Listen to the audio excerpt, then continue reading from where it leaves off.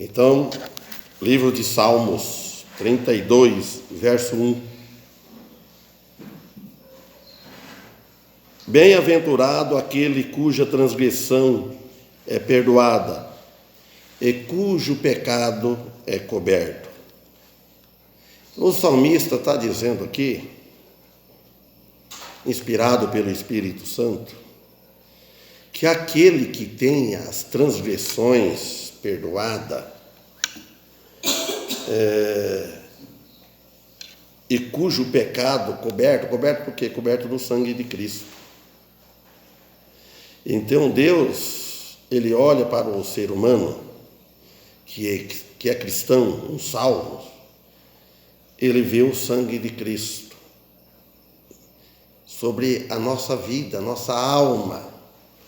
Então é perdoado. Graças a Deus por isso. E aqui este salmo é um salmo penitencial, contendo alguma distintiva linguagem de sabedoria. Então esta é a palavra bem-aventurado, esta palavra significa que aquele que nesta vida aceitou a Cristo antes da morte, porque depois da morte não tem como aceitar Cristo. Ele vai arrepender depois da morte, quando ele estiver lá. Ele vai procurar, querer aceitar Cristo. Ele pode até confessar lá, arrepender mesmo, porque lá ele vai acreditar nos ensinamentos que eu vi aqui. Mas enquanto aqui ele está vivo, ele não acredita na Bíblia, acha que ninguém pode ter certeza da salvação nesta vida, como nós temos. Então, antes da morte, que é o conserto de cada pessoa, cada indivíduo em toda a face da terra, que depois da morte não tem mais solução. A escolha é aqui. Então, por quê? Aí, antes da morte, dele partir desta vida, ele tem certeza que ele vai morar com Deus, através de Jesus Cristo. Ele vai morar no céu, junto com o Filho, com o Pai e com os anjos, lá nos céus. A nossa alma, o nosso espírito, depois da morte, ela não vai ficar vagando, ela não vai sofrer mais, ela vai gozar. A nossa alma sente aqui, por causa do nosso sofrimento físico, que às vezes nós deprime até a alma, por causa dos nossos pecados, que o pecado que de tão perto nos rodeia, quando nós desagradamos a Deus, nós ofendemos a Deus, entristecemos o Espírito Santo, e o nosso espírito, a nossa alma geme também. Mas em Cristo ela descansa, ela está descansada em Cristo, que ela não é condenada mais. Mas só que a vida aqui neste mundo é sofrida. E nós sofremos também por causa de muita injustiça que nós vemos aqui na terra, debaixo desses céus. Então aquele que nesta vida aceitou a Cristo, e aquele que não aceitou a Cristo e partir desta vida sem o Salvador, sem o perdão de Deus em Cristo, está condenado. E aquele que o Espírito Santo habita nele, que é chamado de Consolador. O Espírito Santo nos consola a todo momento. Aquele que não tem o Espírito Santo, ele não é consolado. A alma dele sofre. E ele sofre e não tem paz com Deus.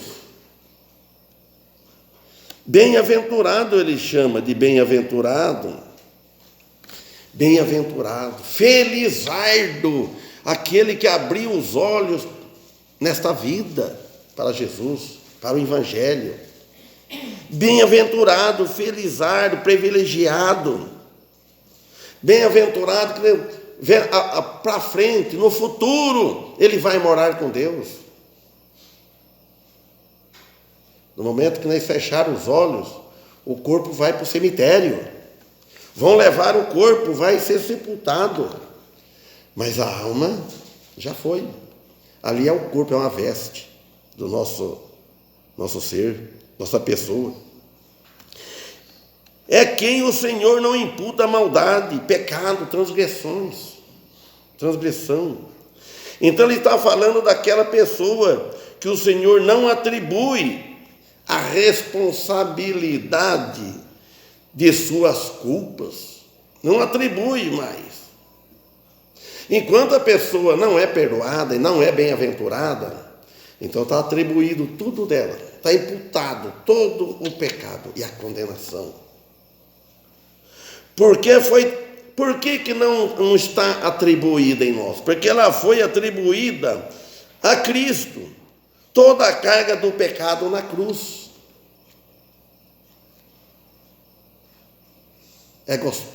É maravilhoso, gostoso ser cristão, você saber que mesmo a gente sofrendo, sabemos que nós vamos morar com Deus.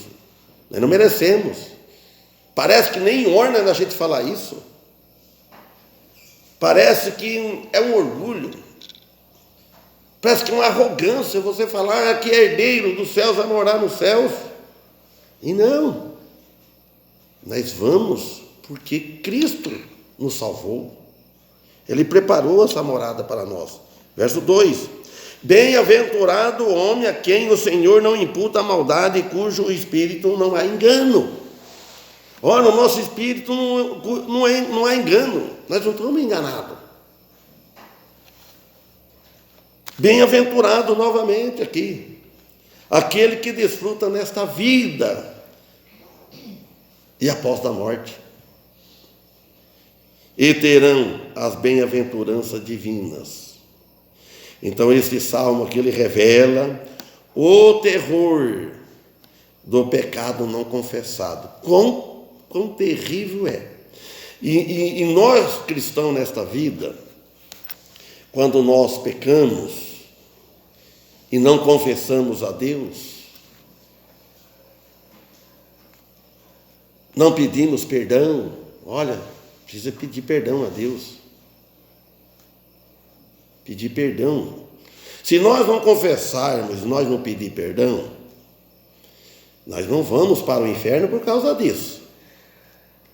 Mas só que esse pecado, você fica com ele.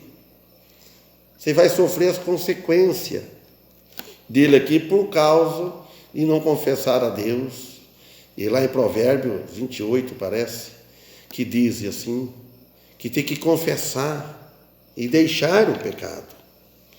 Então, aí depois de confessado, e logo fala do perdão do pecado confessado. Porque aí nós renova a nossa vida, a nossa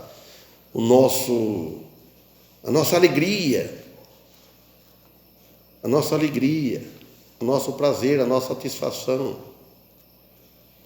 Quando a gente humilha perante Deus, eu errei. Falar isso para Deus, conversar com Ele, falar com Ele, rogar. As coisas que a gente não consegue fazer, faça para mim, Pai, se for da Tua vontade. Pedir a Ele, clamar a Ele. É quem nós podemos socorrer, é esse Pai, o Pai dos Espíritos, o Pai Celestial. Então, chamando de bem-aventurado, porque as iniquidades foram perdoadas em Cristo Jesus. Este salmo, ele leva o homem a olhar mais para Deus, em vez de olhar mais para o mundo.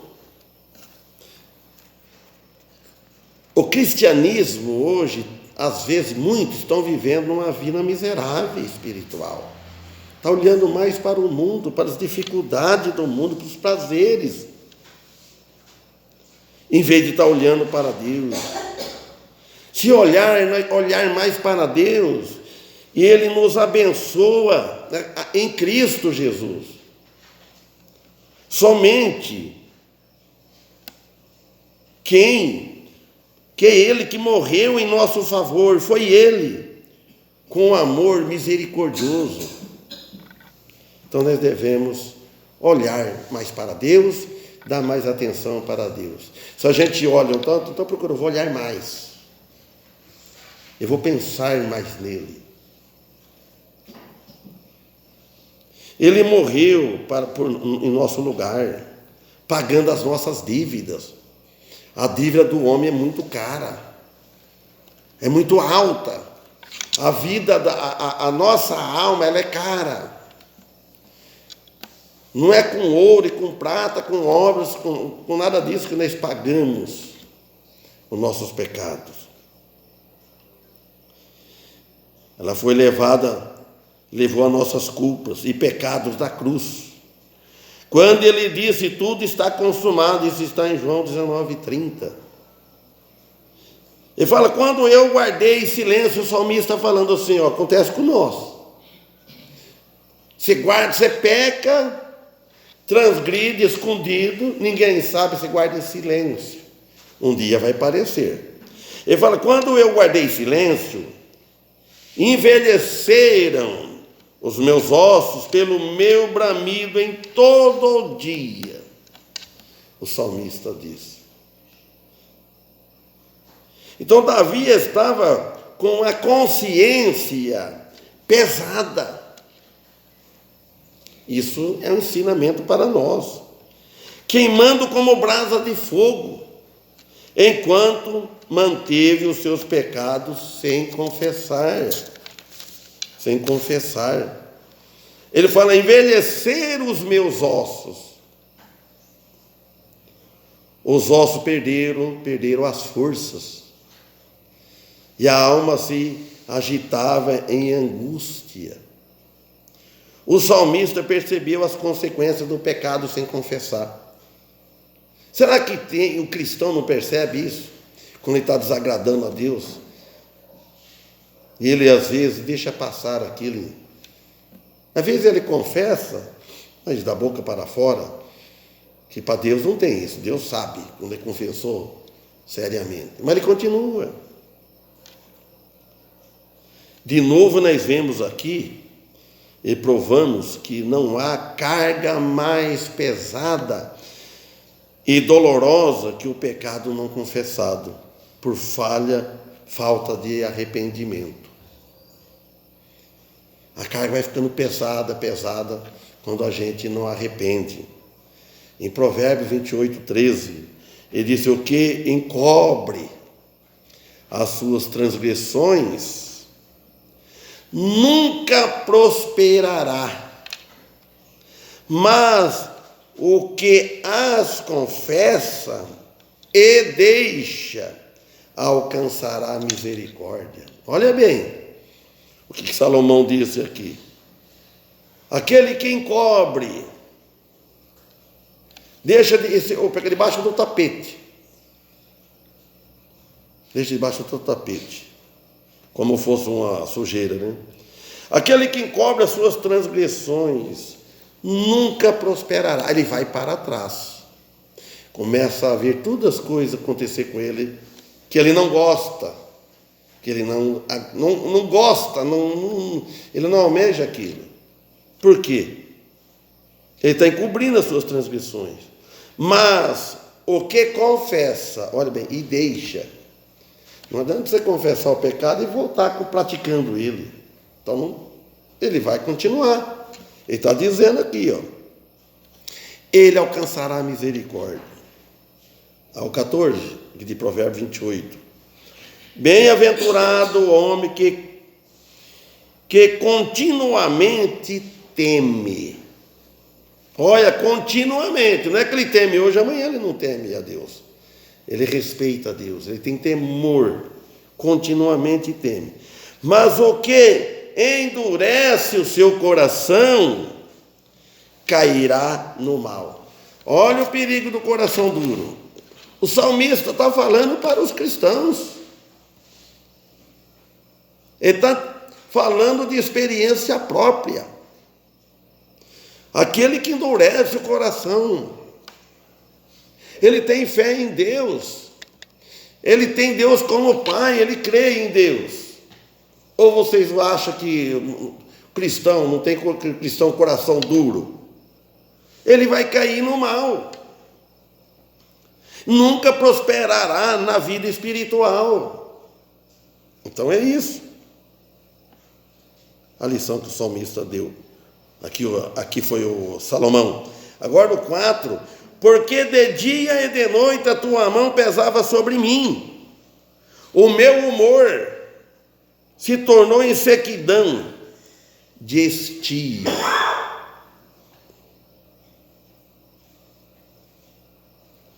Então não há noite tão escura quando a mão do Senhor pesa sobre a pessoa, o cristão, que ele impede a luz de Deus, por causa do pecado não confessado, por falta de arrependimento. Tem cristão que demora para ele cair na realidade, para ele voltar atrás, fica semana, mês, guardando aquele rancor. Porque se ele ficar magoado com a igreja ou com o irmão, e ele não reconcilia, fica com aquela amargura. É isso aqui que ele está dizendo. Aí Deus pesa a mão dele de dia, de noite, ele perde o prazer de viver. A coisa melhor que existe, nós cristãos, é estar bem com Deus. Se você está bem com Deus, vamos inverter. Se você está bem com a igreja, você está bem com Deus. Não adianta falar que está bem com Deus, ama a Deus, canta, louva a Deus, se não está bem com a igreja, com o irmão. Não pode ter rixa entre irmãos, briguinha entre irmãos. Precisa trabalhar juntos, mesmo unidos. Mesma coisa que tudo não acorda, puxa tudo de um lado só. Vamos embora. Vamos vencer essa batalha. Você imagina, um puxa de um lado, outro puxa do outro. Então a mão do Senhor pesava sobre mim. Que às vezes a pessoa não tem um outro pecado, mas está esfriando espiritual, abandona o culto. Abandonar o culto é pecado gravíssimo. Se abandonar a igreja. Então, os irmãos, nós todos, irmãos, devemos pensar assim: olha, eu estou em casa, hoje é dia de culto, eu não fui no culto. Mas ele fique sabendo que lá no lugar tem irmãos reunidos e até orando por ele. Os irmãos que faltam, eles não sabem disso, talvez. A igreja continua, ela não para. Eu acho que nunca aconteceu que não veio dois. Se tiver 2 ou 3, Jesus, eu estou ali no meio deles. Então, também, Jesus está lá, então eu preciso ir lá, eu devo ir. Ele deve pensar, e eu que preciso ir? Tem vez, você convida a pessoa. Eu convidei uma pessoa esses dias, para visitar. Ele disse assim para mim: uma hora eu vou, pode deixar aqui. Sabe o que ele quer dizer? Que ele vai fazer favor para mim, para nós vir visitar. Quem é favorecido é ele, que vai ouvir a palavra de Deus. O irmão que vem na igreja, no culto, é ele que é favorecido. Ele está ganhando, está servindo Deus, o Criador. Nós não podemos só faltar na igreja quando é dificuldade, não está para vir, que Deus saiba quando a pessoa não dá para vir aos cultos. Ele sabe. Mas ele deve saber que o lugar do cristão é na igreja. Nós estamos aqui nesse mundo de passagem. Então, aqui a falta de um arrependimento, de um coração teimoso no erro sem arrependimento. Não pode, não devemos. Ele fala, olha o que ele falou aqui. Tornou em sequidão de estio. Sequidão de estio. Sabe o que é isto? Todos nós sabemos isso. A maior parte sabe. Um clima seco não tem produção. Se faltar chuva, um clima seco, nada, não tem produção. Porque não há água. E se não há água, não há frutos. Então, Deus fez isso, ele está falando. Ele faz no cristão, como fica numa sequidão de estio, ele vai ensinar. Então, ele não vai dar produção na vida espiritual, ele não vai progredir, ele não vai colher frutos, porque ele está numa sequidão danada, ele não está regando a alma dele, o espírito dele com a palavra de Deus, ouvindo, para poder dar frutos. Fica um crente animado, fervoroso no espírito. Se ele ficar em sequidão espiritual, ele vai procurar coisa no mundo. Ele vai alimentar a carne. E as obras da carne para nada serve, presta. Não tem galardão, tem prejuízo. Algumas vezes o verão traz calor e estio. Enfado, fica enfadado, e sequidão espiritual. Nesse momento que devemos confessar a Deus e voltar para Ele. Não é igreja animada, igreja gritando de prosperidade, não é isso não. A vela está sequidão. É a nossa alma.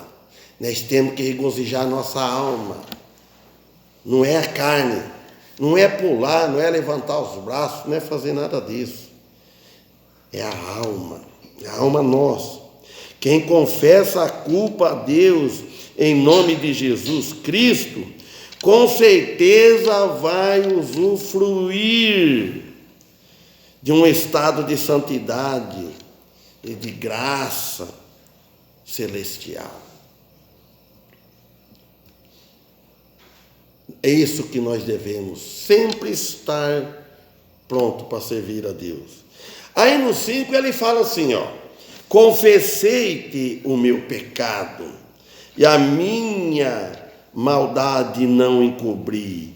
Dizia eu, confessarei ao Senhor as minhas transgressões, e tu perdoaste a maldade do meu pecado. Salmos 32, 5. O salmista venceu. O homem vence, mas quando ele chega, ele abre o coração para Deus. Ele fala, é agora. Ele cria coragem, humildade. Tem que humilhar perante Deus, humilhar perante o irmão, se é caso com o irmão, se é caso com a igreja. O cristão só pode ter gozo, alegria, felicidade, quando os pecados são perdoados por Deus, em Jesus Cristo. Ele perdoa em Jesus. Por isso que nós falamos nas nossas orações, Pai, perdoa os nossos pecados. Em nome de Jesus, nós pedimos e te agradecemos. Amém. A oração é essa. Em nome do Filho. Nós não vamos direto a Deus. É por intermédio de Jesus Cristo. Quando nós somos perdoados, os irmãos, quando nós somos perdoados pelos homens ou por um irmão, nós gozamos. Quando você ofende um irmão, Você teve falha. Você chega, pede perdão, você vê que ele te perdoa, a gente fica aliviado, você goza. Até com outra pessoa você pede perdão. Deve pedir perdão até para uma criança. Aí você vai sentir prazer, goza. Agora imagina ser perdoado por Deus. Porque o irmão, por exemplo, se você não pedir perdão, o irmão, o dever é de perdoar. Às vezes perdoa, sem vir pedir perdão. Ele não vai fazer mais nada. Mas agora ele quer ver que você vem pedir perdão. Agora você fica feliz. Agora você imagina Deus quando ele perdoa. E o perdão de Deus é para sempre, como a salvação. A nossa salvação, o pecado nosso de condenação, foi perdoado para sempre. Esse pecado nós não precisamos mais confessar e pedir perdão.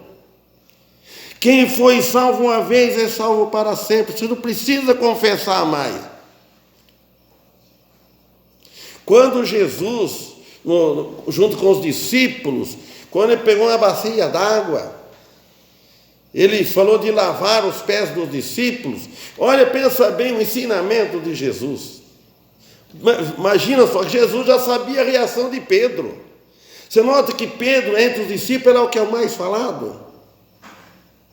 Jesus saiu lavando, lavava os pés, enxugava, foi assim, foi assim, foi. Quando chegou em Pedro, Pedro recusou. Ele achou que era uma humilhação, tudo. Ele falou, eu não mereço. Acho o mestre de lavar meus pés. Os outros aceitou, mas vamos dizer assim, né? Raciocinar assim. Os outros aceitam, mas eu não. Eu não vou aceitar o mestre lavar meus pés. Eu que tenho que lavar os pés dele. Eu que tenho que servir. Aí Jesus deixa Pedro, deixa-me. Se não deixar te lavar os pés, você não tem parte comigo. Uma coisa assim. Pedro era fora cair sempre no extremo. Não, falou assim, então pode lavar dos pés a cabeça toda, então lava o corpo inteiro, dá um banho. Ele já entregou demais, ele recusou, depois quando ele cedeu, ele abriu demais.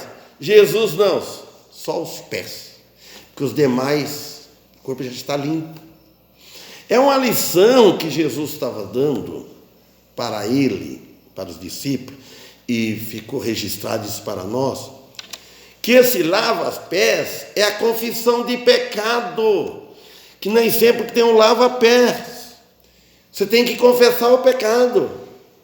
Esse pecado corriqueiro que você peca.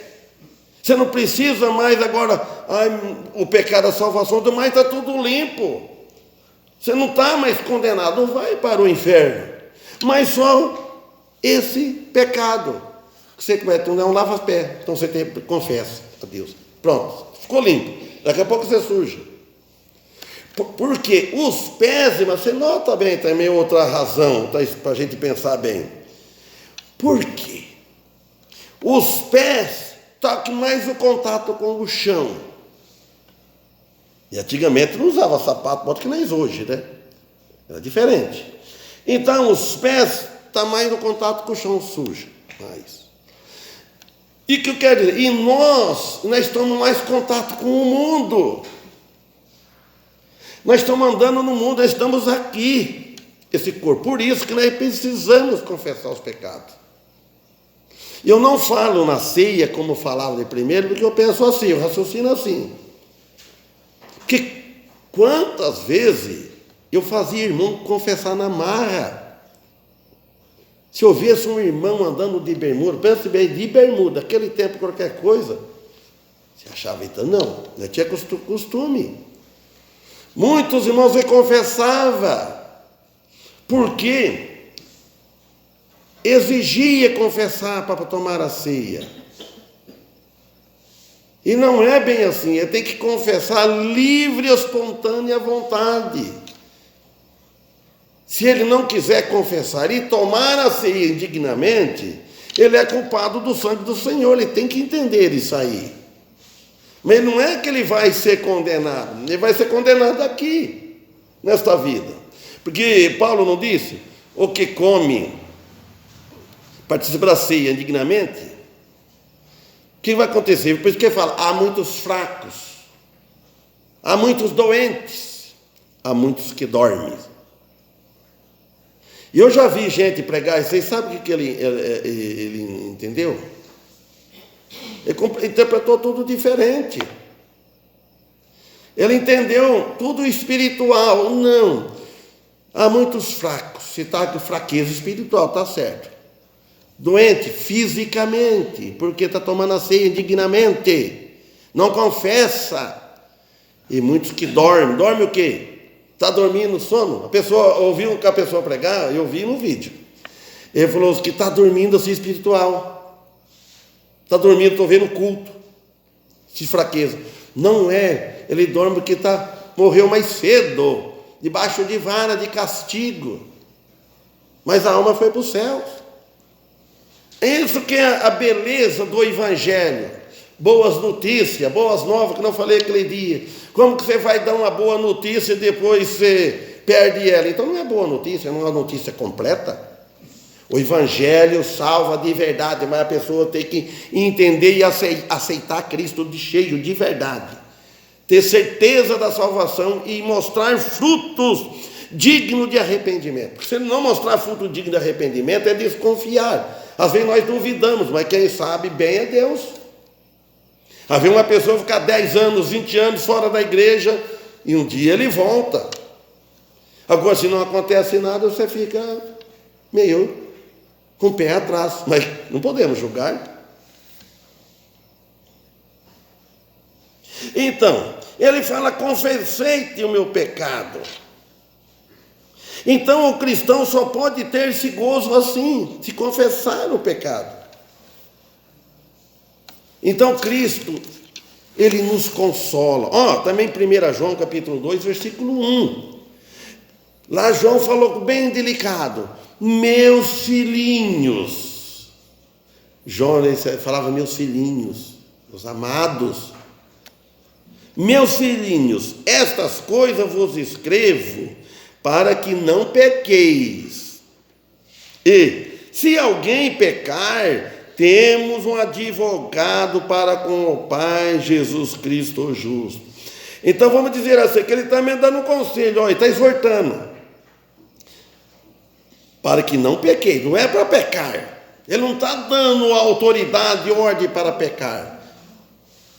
Mas se alguém pecar, ele está dizendo, tem um advogado. Jesus é o nosso advogado. Hoje ele é o nosso advogado. Amanhã ele vai ser o quê? Juiz. O juiz é diferente. Aí no tribunal de Cristo, no tribunal com ele, não tem perdão não. Aí na hora você recompensa o galardão, é outra coisa. Aí ele fala no 2, e ele é a propiciação pelos nossos pecados, e não somente pelos nossos, mas também pelos de todo mundo. Então Jesus na cruz, ele pagou o pecado de todo mundo. Mas nem todo mundo vão aceitar. Claro que não, nós sabemos disso. Quantos que já morreram sem aceitar Cristo? Só Deus é que sabe. Ele morreu pelo pecado de todo mundo.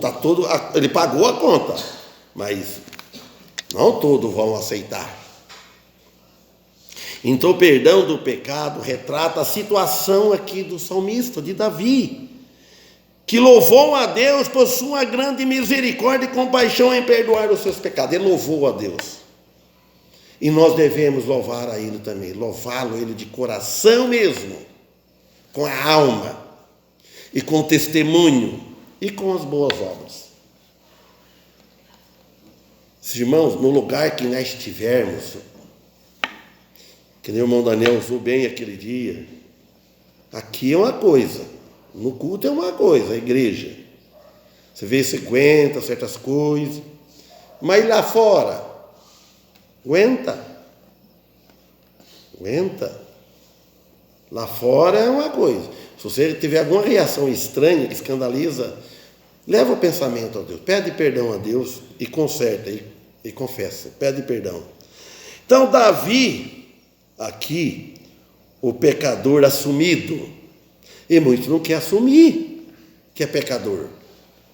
Acho que não tem pecado. Então ele mostra o alívio do pecado declarado. Ele mostra, e perdoado por Deus em Cristo Jesus. Muito antes da cruz. Quando Davi escreveu isso, quando Davi falou isso, Jesus não tinha morrido na cruz. Mas no plano de Deus, já tinha. Na teoria, mas na prática não. Que Deus já preparou a nossa salvação antes da fundação do mundo.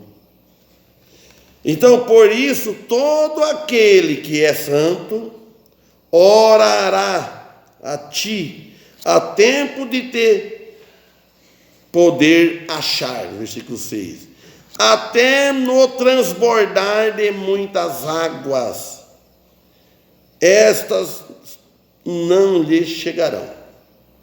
Então ele falando, por isso, todo aquele que é santo, que é separado, orará a ti, a tempo de poder achar. Porque é nesta vida que poder achar. Tempo de pedir perdão, de confessar, porque não sabe amanhã se vai estar com vida. Muita gente cristão morre magoado com as pessoas, ou com a igreja, com os irmãos, ou com da família, e morre depois, parte, não vai achar mais, perdeu. Tempo de achar, quando está aqui neste mundo, vivendo conscientemente e tendo a oportunidade de achar o perdão de Deus, falando para aquele que não tem, achou o perdão de Deus ainda. Todo aquele que é santo. O termo santo aqui quer dizer alguém a quem Deus mostra ou mostrou misericórdia para um pecador que se arrependeu e chegou à fé, chamado de santo. 7. Tu és o lugar em que me escondo. Tu me preservas da angústia. Tu me cinges de alegres cantos de livramento. O pecado sem confessar, ele reprime o canto. Irmão, a coisa mais terrível que deve ser, a pessoa vier com pecado sem confessar, eu penso que ele não tem coragem de vir ao púlpito pregar, ouvir cantar. Como é que ele vai? Se ele não estiver bem com Deus, mesmo ninguém sabendo, mas e ele, e a consciência dele? Como é que fica? Ele reprime o canto, o perdão e a libertação, provoca o canto. Está em Salmo 37. Ele estimula a cantar. Instruir-te-ei, ensinar-te-ei o caminho que se deve seguir. Guiar-te-ei com os meus olhos. Salmista escrevendo, como se o Senhor estivesse falando para ele. Que ele fala, o Senhor a instruir-te-ei, é Deus que nos instrui. Fala, ensinar-te-ei, é Deus que nos ensina o caminho que nós devemos seguir, mas vocês têm que procurar o caminho, fazer a nossa parte. Vamos querer cruzar os braços, não vamos orar, não vamos servir a Deus, nada. Deixar ele fazer tudo, ele tem poder. Não, nós temos que pôr nas mãos dele. Paulo, quando se converteu, naquele momento, ele falou para o Senhor Que queres que eu faça? Quer dizer que ele se põe no caminho do Senhor. O Senhor, o caminho que deve seguir. Aí, guardar-te-ei com os meus olhos. O Senhor está com os olhos atentos. Deus não dorme. Deus prometeu orientar o salmista no caminho da aliança, no caminho da retidão, que tu deves andar sempre. Irmãos, é maravilhoso. Vamos terminar o versículo 9.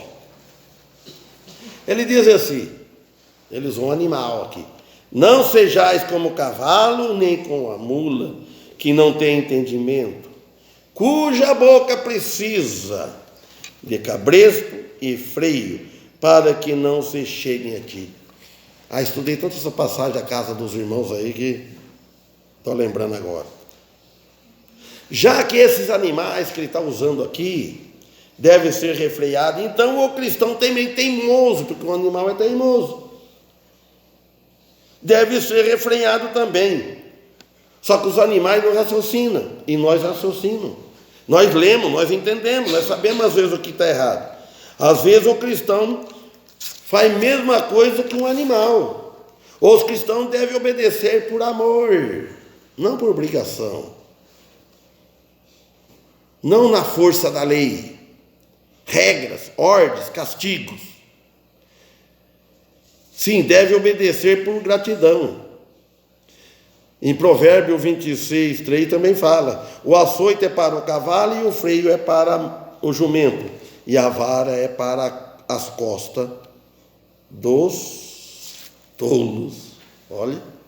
Então, bem-aventurado aquele cuja transgressão é perdoada e cujo pecado é perdoado. Amém?